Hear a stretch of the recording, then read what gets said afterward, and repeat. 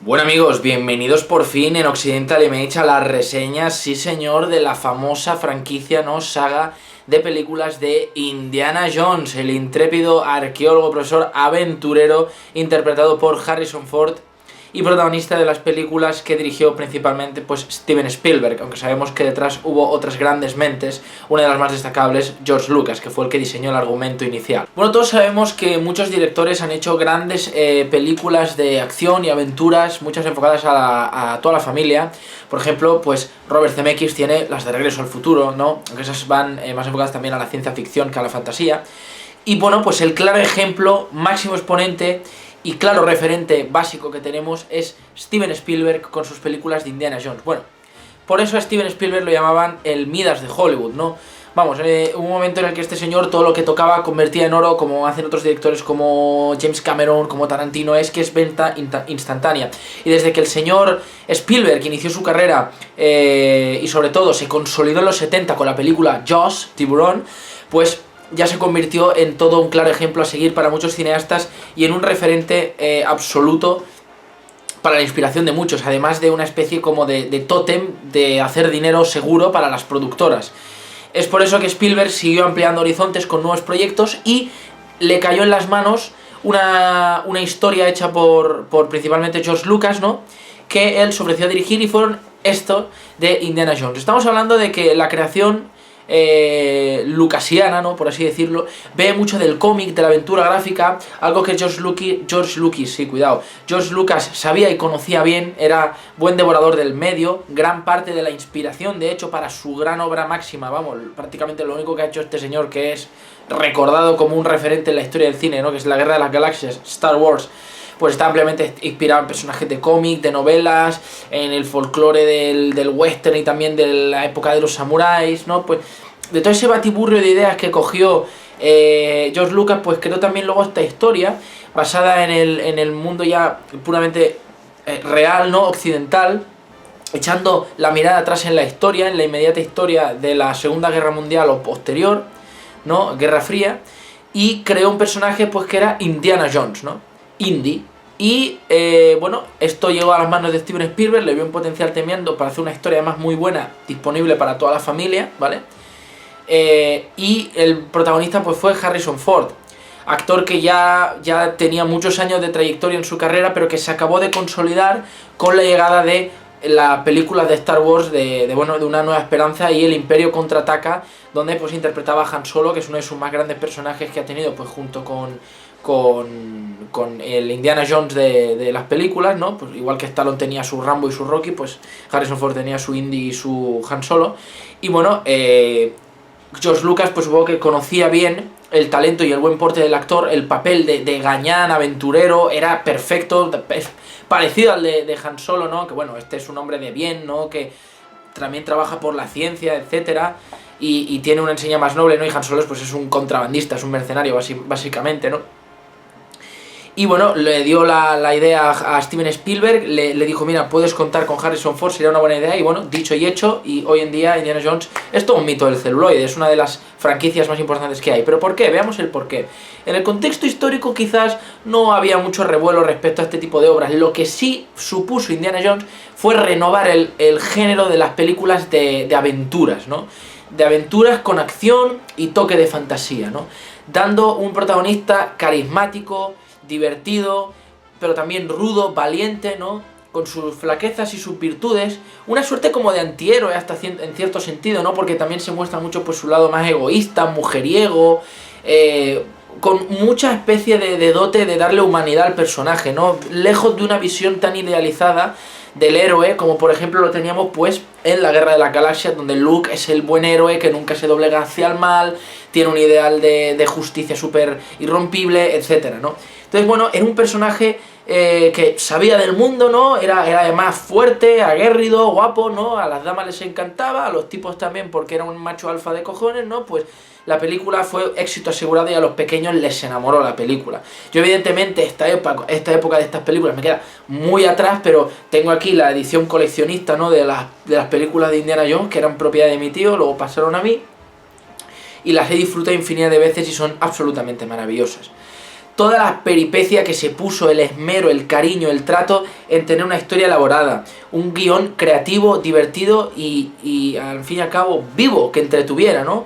Un montaje excelente, unos planos, una fotografía abismal, con unos efectos especiales para la época más que dignos, donde se hacía un trabajo enorme de especialistas y de stands y actores en pantalla, ¿no? Para crear grandes secuencias de acción y de violencia, ¿no?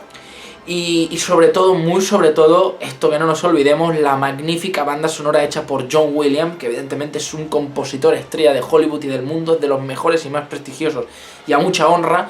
George Lucas lo sabía bien, vio lo que hizo con sus piezas para la Guerra de las Galaxias y le dijo a Spielberg: tío, toma esto porque te va a salir un producto redondo. Lucas se quiso asegurar vendiendo la idea, ¿no? Spielberg además era un maestro, ya sabemos que, bueno, es un maestro, siempre lo ha sido, y se codea perfectamente tanto con el cine más familiar o infantil como con el que es plenamente crudo, duro para adultos. O sea, igual que te hace películas como E.T. o Indiana Jones, luego te hace La lista de Schindler o Múnich, ¿no? O sea, es un director que realmente lo vale. Todavía hoy lo está demostrando. Por ejemplo, la última película esta de Puente de los Espías me encantó, con Tom Hanks.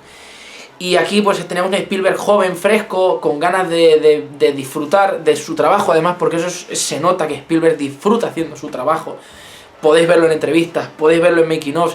Es un tío, cuando aquí sobre todo estaba más joven, espabilado, inteligente, sabe lo que hace, y empezó haciendo hasta medio producto serie B, como muchos otros, pero el tío pum pum insistió, picando piedra, dándole duro poco a poco. Pasaban los años y le llegó la oportunidad, y ahora miradlo, está en la cumbre. Es un nombre de un director que probablemente sea de los más conocidos de la historia del cine, de los que siguen vivos ahora, puede del que más, ¿no?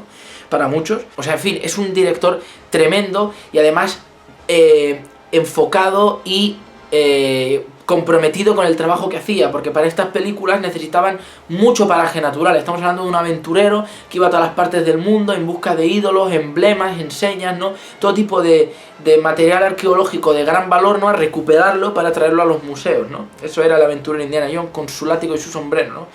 Y pues claro, tenían que ir a selvas, tenían que ir a desiertos, ¿no? Esto para las 3 películas principales, ¿no? La primera trilogía, ¿no? La cuarta ya fue otra historia. Y Spielberg, pum, desplazamientos, viajes, vuelos, aviones, locaciones aquí y allá. O sea, un trabajo comprometido y riguroso, muy sacrificado, muy cansado, mucho tiempo lejos de casa, muy poco trabajo de la película.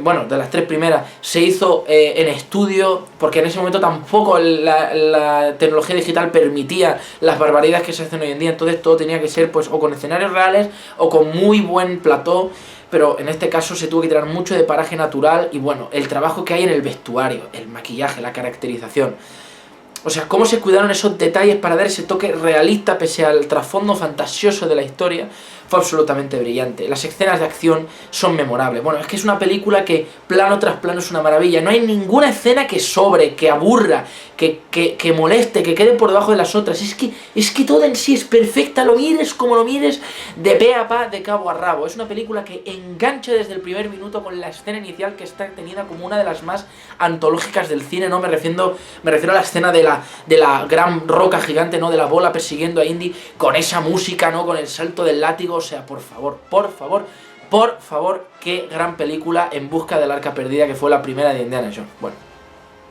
yo no diría que es la mejor de todas, de la trilogía. Para mí la mejor siempre es La última cruzada, la tercera. Cosa extraña que la saga no menguó en calidad, no bajó de calidad, estuvo siempre en lo más alto hasta la tercera, repito.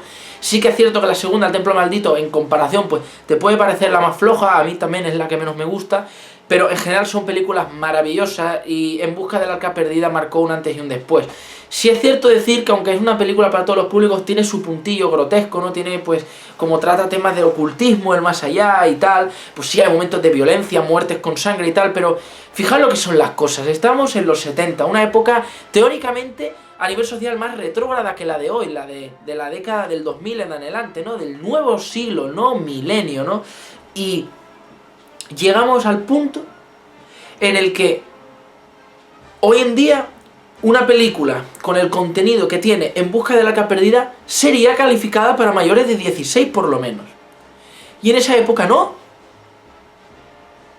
En esa época se tuvo la complejitud laxa de que los chavales pudieran disfrutar de la película. Sí que es cierto que creo que no recibió la calificación en plan todos públicos, pero evidentemente los padres veían en la película algo que los chavales podrían ver. Repito, sociedad más retrógrada. Todo con los cortejos de India, la tipa, etcétera, etcétera. Entonces, llegamos hoy en día y esto sería vilipendiado. Tratado de para mayores de 18. O sea, si es que es vergonzoso la mierda del politiqueo correcto que hay, de ser políticamente correcto, y los falsos moralistas que les importa una mierda el bien, solo lo hacen por tocar los huevos. En fin, estoy divagando. La cuestión es que la película es una maravilla en todos los aspectos técnicos, prácticos, teóricos. Lo mires por donde lo mires, es todo un ejemplo a seguir y un referente que es lo que es porque se lo merece ser. Una película que yo creo que está para nada sobrevalorada, una maravilla del cine de aventuras, marcó un antes y un después, consolidó aún más a Harrison Ford dentro de Hollywood, y es una película imperdible para grandes, pequeños, amen o no el cine, una joya que se tiene que ver sí o sí. Una película excelente y que se disfruta cada una de las veces que la ves, porque mirad que la he visto veces y todavía no me canso, y eso que lo tengo en una película es muy difícil, señores, muy difícil de conseguir. Tremenda película, obra maestra y hito del cine. Gracias.